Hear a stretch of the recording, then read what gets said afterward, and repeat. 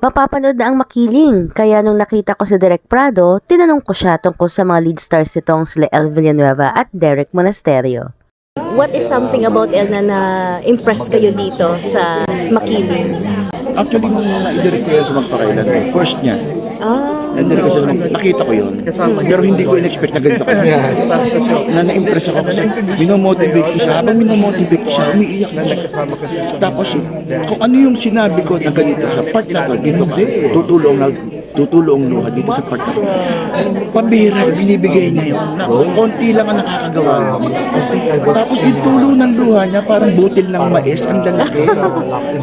Sabi ko nga, dalawa kasi yung iyak na pag pinanonood mo yung iyak na nasasaktan ka rin at saka iyak na naaawa ka na ibibigay lahat sa akin ni Elvin na basta hindi siya pangkaraniwan para sa akin si El. Ang laki-laki ng space niya para dito sa industry natin at I'm sure mataas, mas mahaba pa at mas tatagal siya. El, I love you anak, ang galing.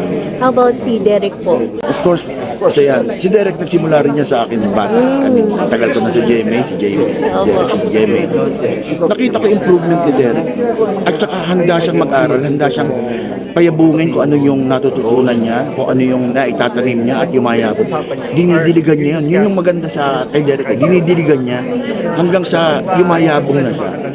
Handa siyang matuto. Hanggang ngayon nag-aaral siya at pinapakita niya sa akin, tay, ito yung natutunan ko.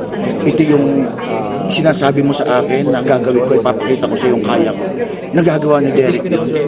Na, alam mo yun nga sinabi ko kanina nung may nagtanong sa akin, anong tingin mo sa mga batang artista ngayon? Ang dami nilang pwedeng pagugutan na platforms. Ang dami nilang pwedeng panoorin.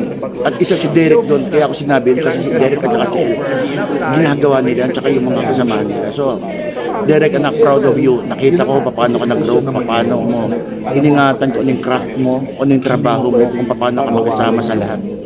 Anak, proud of you.